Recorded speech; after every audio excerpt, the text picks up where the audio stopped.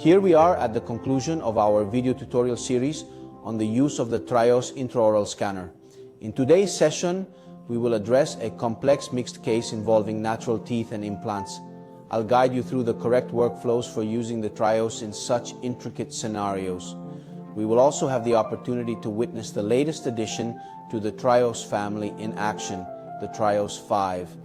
This new model boasts several features not found in its predecessors, the TRIOS 3 and TRIOS 4. Let's take this clinical case as an opportunity to explore together how the new TRIOS 5 scanner operates. We have always started our video tutorials with some valuable tips and tricks to use in scanning or using the computer or scanning software of the TRIOS. Today, as I mentioned, we have the new TRIOS 5. There are some differences from the previous models. The first significant difference is that this new model does not need to be calibrated. So the calibration that I used to advise you to do daily and even to repeat before scanning full arches on implants or otherwise clinical cases where scan abutments were present is no longer necessary. This new model does not need to be calibrated, so this is a substantial first advantage. The second advantage from the point of view of management, cleanliness, and the management of cross-infection and contaminants is that they have made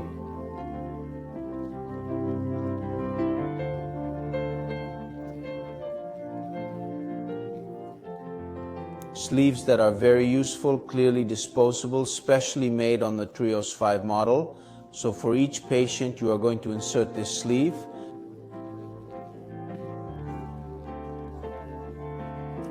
So simply by threading. So there is the direction, here is the shape and the design of the buttons. So it is very easy, and this sleeve is going to give us our protection. Here is a small adhesive area that will help to position the protective sleeve correctly. So this is also a big innovation and a big advantage of the TRIOS 5.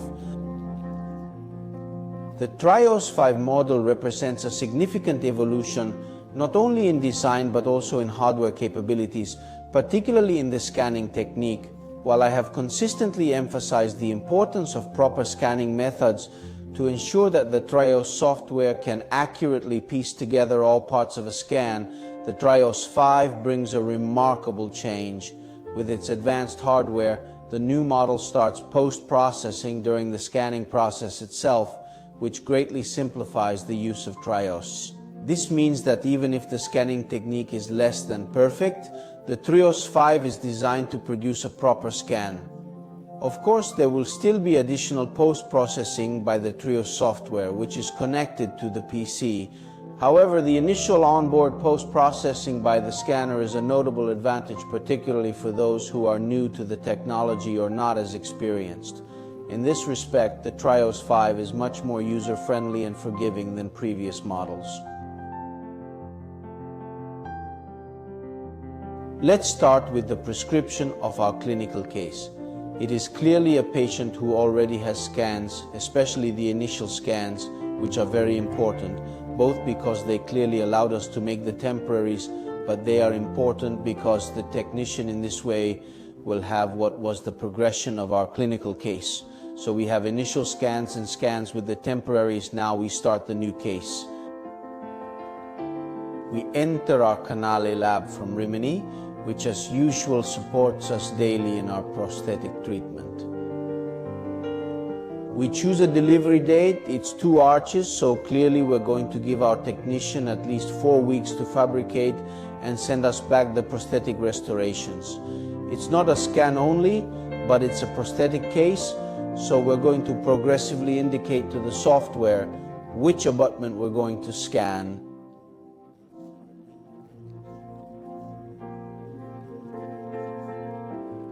Let's start with the actual prescription. In the upper arch, there are single crowns and bridges, so we will indicate our software where these types of restorations are. Let's start with the single crowns. So as you can see, we have different options: crowns, veneers, inlay. In this case, we have to indicate to the software that we have single crowns, and we're going to indicate them on abutments 13.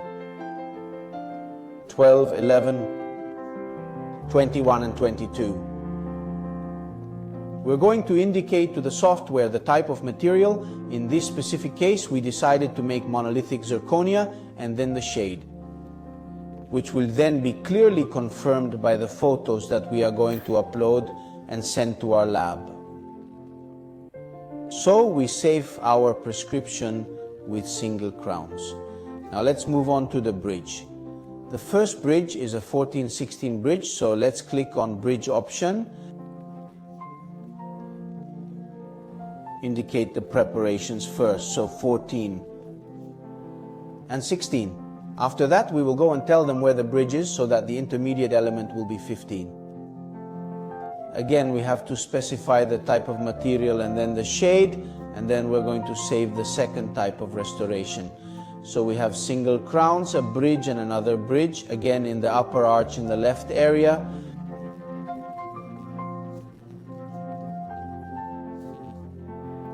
We're always going to click on bridge. We're going to indicate where the prepared abutments are. So in this case we have 23 and 27, and the intermediate elements, which will be 24, 25 and 26. As we have already seen, we will indicate the fabrication material and the shade. And we are going to save. We have made our prescription for the upper arch. The same thing we are going to do in the lower arch. In the lower arch, we have not only single crowns and bridges, but we have implants. So we will have to indicate in our prescription every single element. Let's start with the single crowns. We indicate the preparations and what the elements are. So the single crowns. We have tooth 37, the tooth 33, the tooth 32, 31, and tooth 41. These are the single crowns of our arch. We are going to indicate in this case the type of material and then again the shade. We go to save after we have decided which are the single crowns. Now we move on to the bridge. Again, first the prepared teeth, which will be the 36 and 34, and then the intermediate element of the bridge, which will be the 35. So in this case, you see reported the bridge 34, 35, 36. Next, the material, and again to follow the shade. Save. As I told you, we have implants in this arch, so we should indicate a bridge on implants. So let's go back to clicking on bridge, then bridge. In this case, we no longer have dental preparations, but we have implants. We do in our daily routine screw-retained frameworks on external fixture connection. We indicate to the software where we have placed the implants. The implants were placed on element 44 and element 45.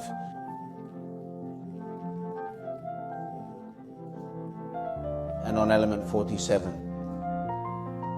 At this point, we are going to indicate where the intermediate elements are. So the pontic on the structure on implants, which will be on element 46, and on the two extensions, 43 and 42. At this point, it has been prescribed, and the bridge on implants has been indicated.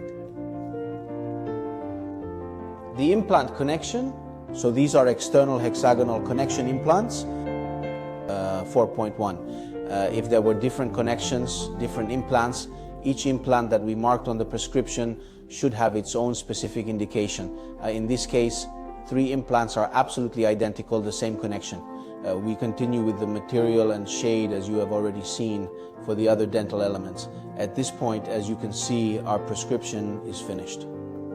To use proper workflow, I mean to use the technique that we call reverse workflow. Or if you want to simplify it, we could call it simplified occlusion. We have to indicate in the scanner software that we will detect the pre-preparation.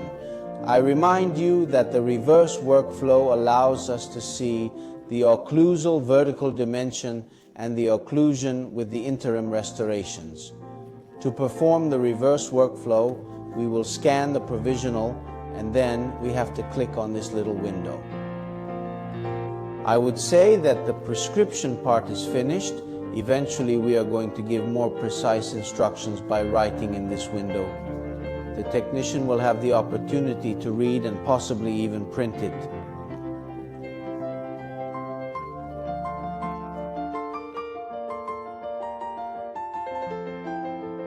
After completing the prescription, it is possible to upload some patient's photos.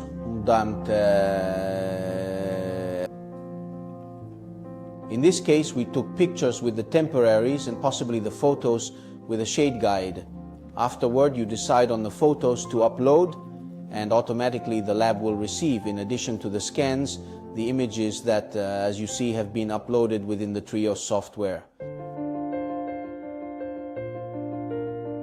We are ready to start the scans. I wanted to point out the number of windows within the TRIOS scanning software. The first one is the one for the lower provisionals. The second is that of the lower abutments and the mucosal tunnels in the implant area. The third is the one for the lower scan abutment. Next, he puts in the window to scan the provisional, that is the upper pre-preparation.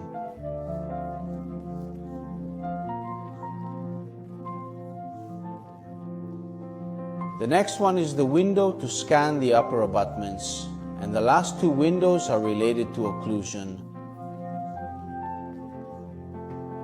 As you can see, we do not have to follow the timing of these windows, but use, as we have also seen in the previous videos, the reverse workflow technique.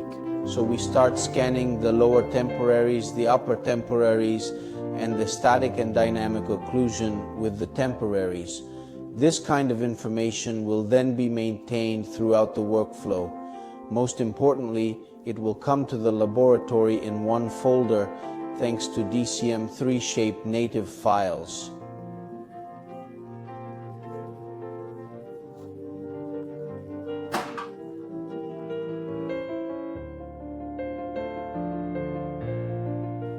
I would remind you to always shut off dental unit light because it can interfere with the scanner, so please always dental unit light off.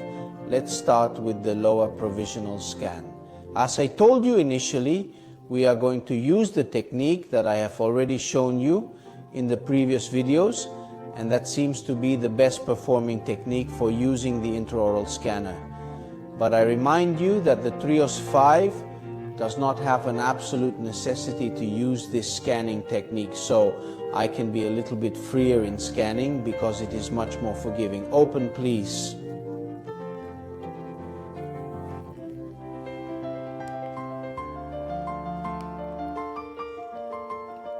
Okay, so let's do the usual oscillatory motion to detect the vestibular and lingual cusps.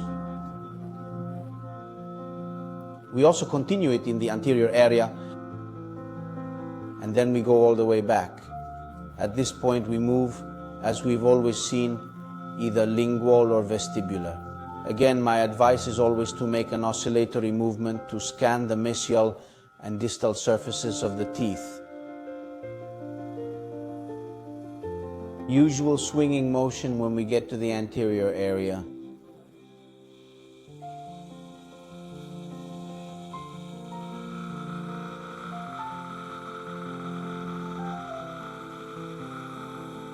And we go to complete our scan. As I told you in the introduction, the TRIOS 5 is already doing during these movements its own post-processing.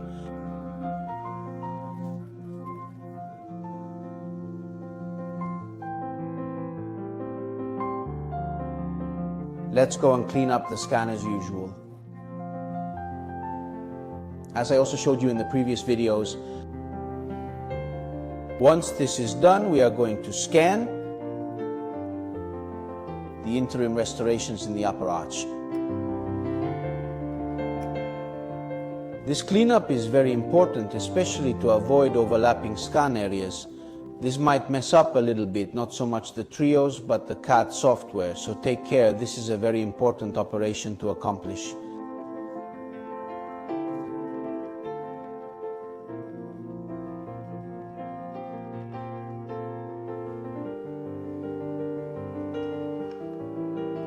Once you have cleaned, cancelled and separated some areas of the scan from the arch itself, you just have to click the first button that goes and automatically clears what is not connected to the scan itself. So I would say that this first step has been accomplished correctly.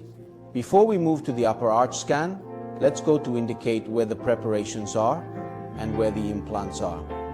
So let's start with element 37, 36. So as you can see, you should mark the teeth where the dental elements are.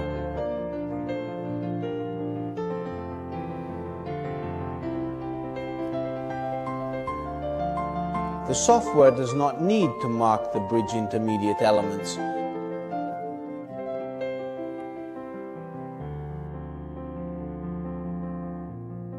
Once the lower arch temporaries have been scanned, we move on to scan the upper arch temporaries.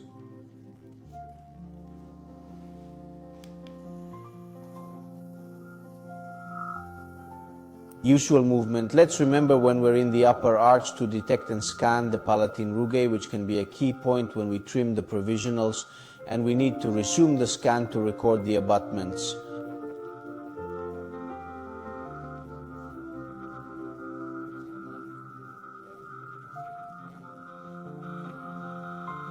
As you can see in this case, I'm trying to go a little bit more freehand without following the rules that I had indicated previously. And yet the software of the scanner recognizes all the areas and matches them correctly. The TRIOS 5 is more forgiving in scan technique comparing to previous models. Please close a little bit when we are in the back area, and the coronoid branch gives us a little bit of discomfort. We ask to the patient to close a little bit. At this point we can insert the scanner much more smoothly in the area of the first and second molar. So as you can see, I am completing the scan. Let's always remember, the more keratinized gingiva we have, the more we have to detect it, because that will also help us a lot. In the trimming techniques, please close the mouth a little bit, just close a little bit. Here you see how I can easily scan the second molar when the patient closes his mouth. I can a lot more tissue. Open it up a little bit. Very good. I would say that the upper arch is finished. Again, we're going to do our usual scan cleaning. So we're going to trim the excess areas in order to create a neater scan.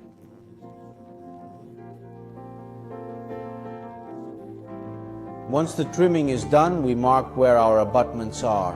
The TRIOS software must know precisely where the abutments are, because in those areas he will detail the scan.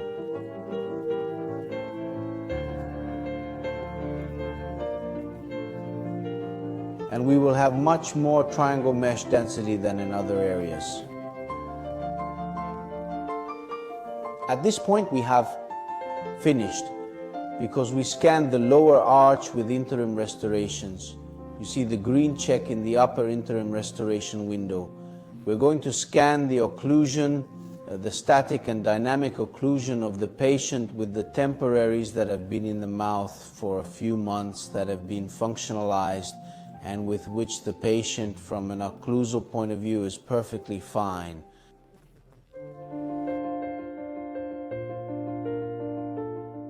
Perfect. We now scan the static occlusion of the patient with the provisionals. So third scan, we ask the patient to open his mouth, to close, to stay with his teeth perfectly closed, even if we go to move his cheeks and lips. We put ourselves on the right side and start the scanner. We move it down and up so that we detect the teeth. And when the scanner aligns the arches, we can stop. In case the scanner aligns the arches after 2 or 3 teeth, my advice is always to extend the scan to get to at least the lateral incisors or even the central incisors. This is the occlusion that we have recorded. As you can see, we extended it to almost the central incisors. Let's go and verify that the occlusion is correct and that this is the patient's bite. If what we have recorded is exactly what we see in the patient's mouth, both left and right, we stop there. We will not go for bite 2 because bite 1 was enough to put together the upper arch and the lower arch correctly on the patient's occlusion.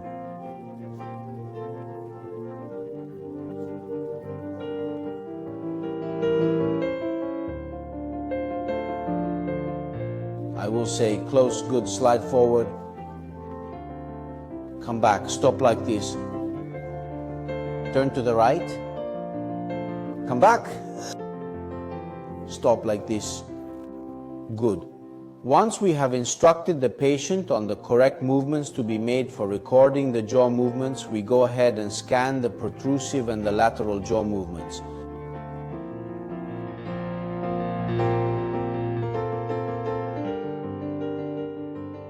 Well, once we've checked the patient's statics and dynamics occlusion, recorded with the temporaries in situ, we can go back.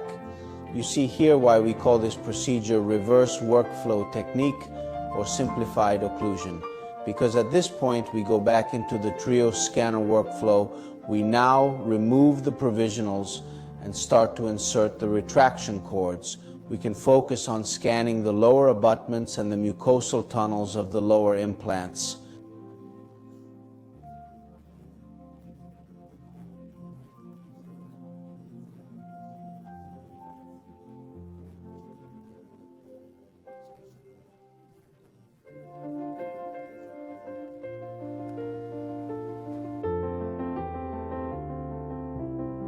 As we said, once we've scanned the static and dynamic occlusion with the temporaries, we go back to scan the prepared teeth and the mucosal tunnels, in this case for the lower arch. So let's proceed to trim the interim restoration and scan the prepared teeth. So let's go to the trim tool and let's try to make a cutout that is as accurate as possible. We always have to remember to keep as much keratinized gingiva as possible so that the scanner will recognize it when we start scanning, again, both the mucosal tunnels and the prepared teeth. In the specific case today, I'm going to show you the trim and lock technique that allows you to simplify a complex case scan with many teeth by splitting into many small scans of single prepared teeth, or at the limit of 2 abutments at a time. Later we'll go into detail.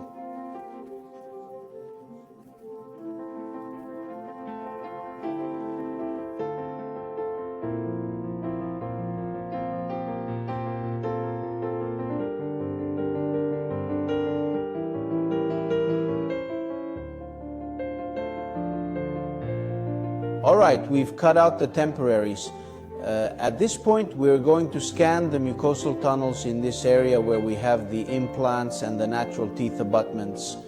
To help the scanner, especially in situations like this where we now have very few references, is to indicate where we will start the scan. So we're going to mark this area. You see how the lens tool has focused on this area, and he knows that we will start the scan to this right lower distal area where we have some keratinized gingiva. Okay, let's proceed. We've determined to start with the lower right area where we have some keratinized tissue that can help us resume the initial scan.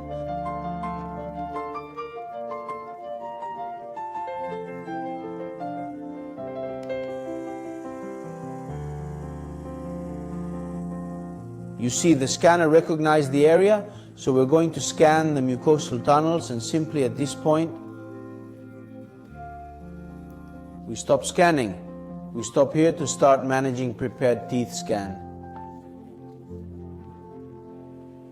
Today I'm going to explain the trim and lock technique that allows you to turn a natural teeth full arch complex case into many small scans.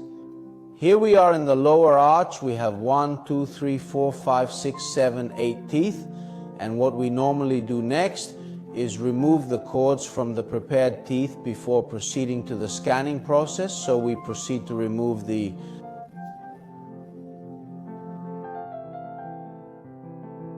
cords and we start our scanning. The time in which we scan the prepared teeth with our scanner, it is probably long enough to make the gingiva collapse on the surface of the tooth and then basically close the gingival sulcus, and the scanner would likely have difficulty in those areas. It is clear that an experienced operator can probably, in tens of seconds, detect even an arch by removing all the cords. You can understand that it is much easier to split the arch. We will remove the cords one at a time, and I will explain to you the trim and lock technique to simplify the scanning of a complex arch. We have said and established that we are not going to remove all the cords at the same time, but we are going to focus on a few abutments at a time with the trim and lock technique. So in this case, we have scanned the mucosal tunnels and the keratinized gingiva. That will definitely help us to resume the scan. We're going to indicate to the scanner software that we start from there. And we are going to remove the cords from the two incisors. Since the prepared teeth are very small, we prefer to remove two at a time, but you can also do one at a time. So let's go and remove the first two cords. 1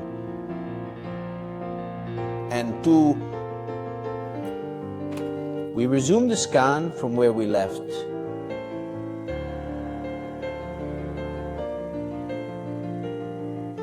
Waiting for the scanner to recognize the surface, we approach to the two incisors and we scan them.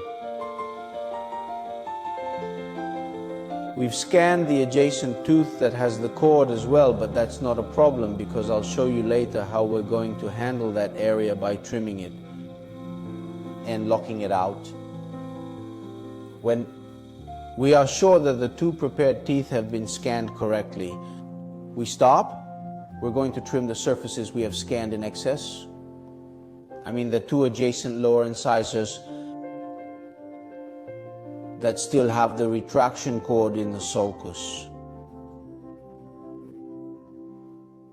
The subsequent trimming should be done very precisely.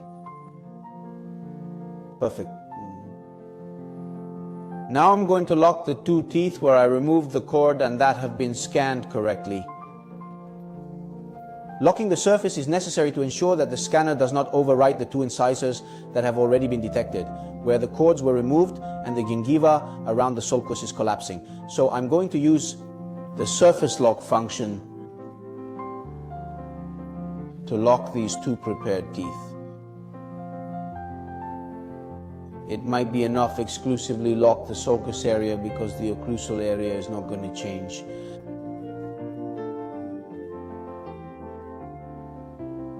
Perfect. So if you want, we could also lock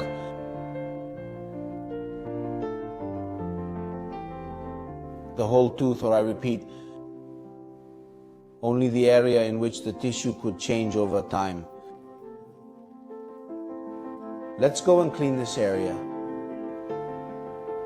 where we have scanned some mucosa excess.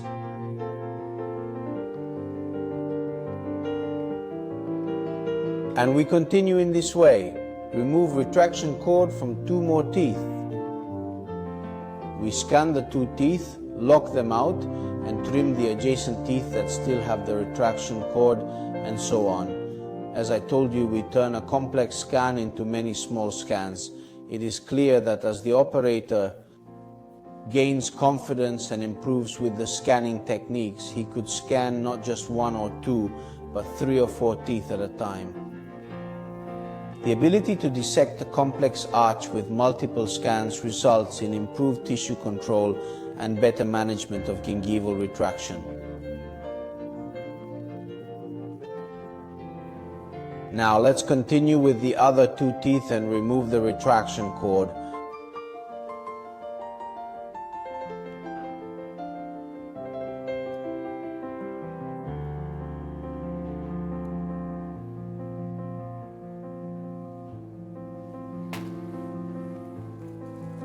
We dry As you can see right now, we have to focus exclusively on these two abutments.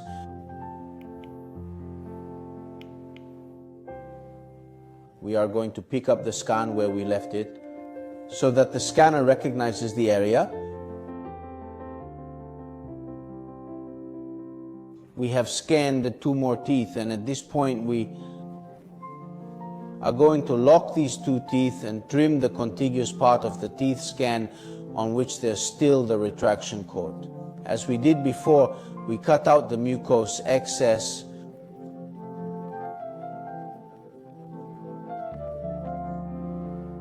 Then trim the premolar on which there is still the retraction cord. And we go on to subsequently lock the areas that have been scanned correctly to prevent the scanner from overscanning them.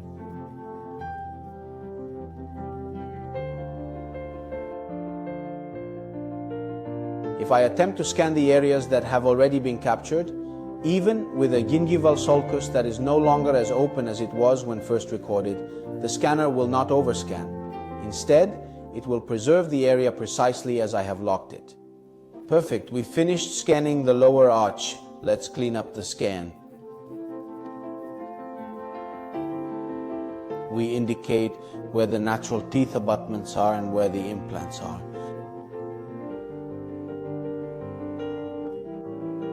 As required by the software, and at that point we can focus on scanning the scan abutments of the lower arch very easily. We mark the abutments, and this part has been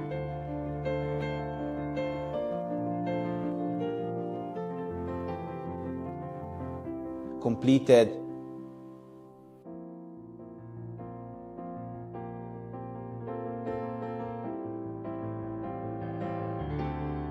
Well, once all the abutments are marked, we go to the lower scan bodies window, we screw the scan bodies on implants, and we scan the scan bodies in the right area where the implants are.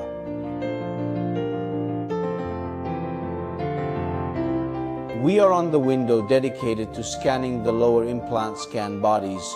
In this case, we will screw the 3 scan bodies to the 3 respective implants and scan only this specific area.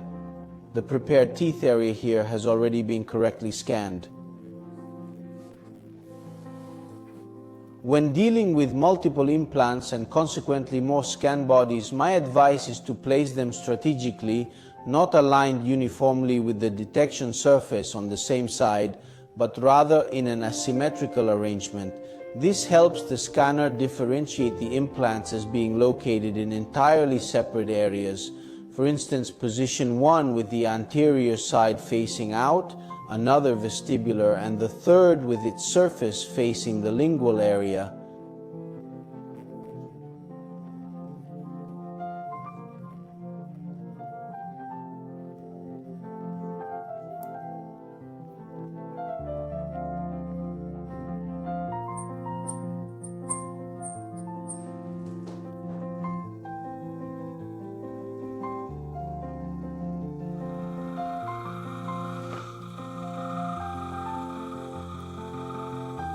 We check that we have correctly detected all the surfaces of the scan body.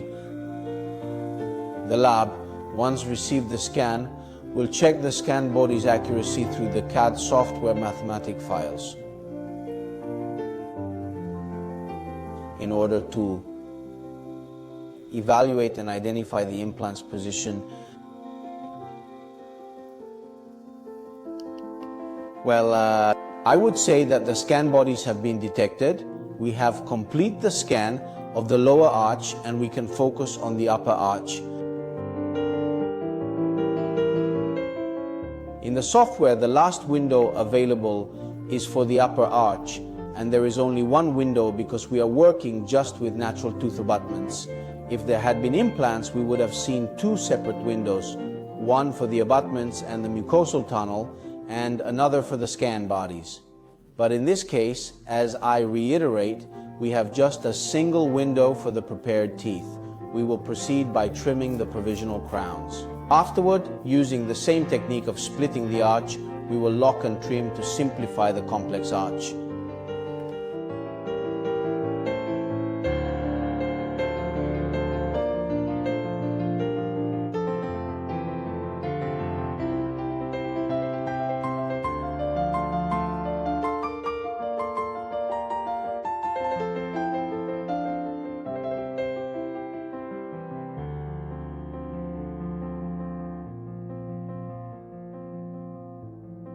We are now on the upper arch and we will use the same technique.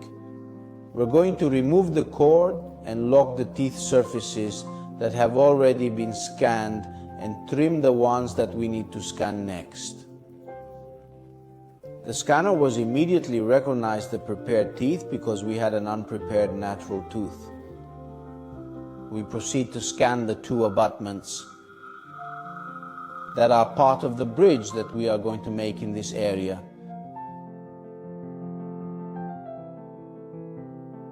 You see, my focus is exclusively on these two abutments. I'm not concerned about the other abutments with retraction cords. They are fine as the tissue is open and there is no risk of the gingival sulcus closing. Very simple. For instance, if this area has been adequately conditioned by the provisional and we've detected it correctly, we should also lock this area. We do this because the tissue might change and we need to be prepared to remove the cord from 2 or 3 other abutments and scan it. Perfect, let's proceed with the other 3 prepared teeth. The canine, the lateral incisor, and the central incisor. Immediately recognize the area, and we focus exclusively on these 3 teeth. So try to imagine what are the advantages of taking a digital impression, a scan of a full arch, being able to split it, and focusing exclusively on a few teeth. This scanning technique is easy and accessible for both the more experienced and the less experienced practitioners. Well, and we have scanned the other 3 abutments. We have scanned the next 3 abutments. Now we will proceed to trim and lock these and then scan the remaining area of the full arch, incorporating the subsequent abutments in an easy way.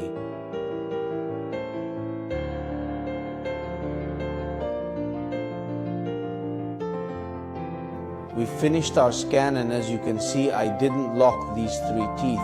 The simple reason is that they were positioned far from the last abutment, making it virtually impossible to be overscanned inadvertently.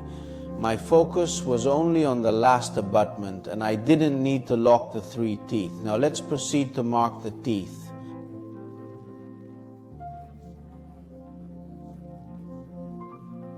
So, the 16, the 14, the 13, the 12, the 11, the 21, the 23, and the last tooth, the 27.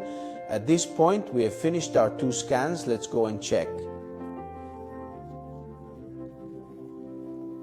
The occlusion that we had scanned with the temporaries. So, as you can see, here is the occlusion. And underneath you can see the prepared teeth that have maintained that vertical occlusal dimension and the occlusal position. We simply go to do our post-processing. Our scans are completed, and it's just a matter of getting the TRIOS software to work and then send the scans to the lab.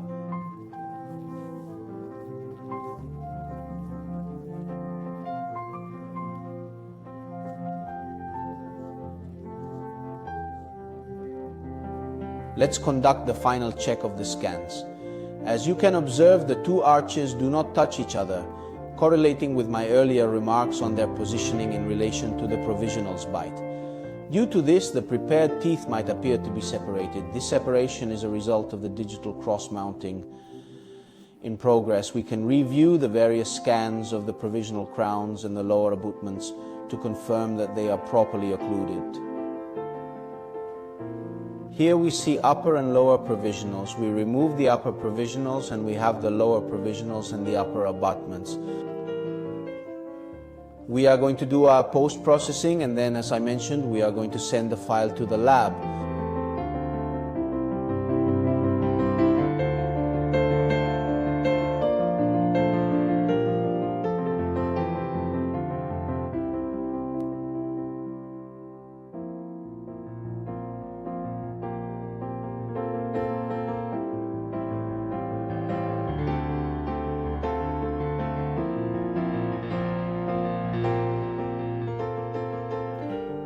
With this final video, we conclude our series of video tutorials on the TRIOS scanner.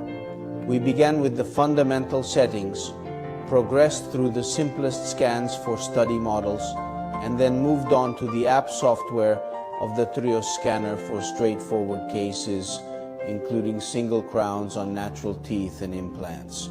Our journey has taken us to scanning complete arches, encompassing full arch implants, and now, with this last installment, a full arch that combines implants and natural teeth.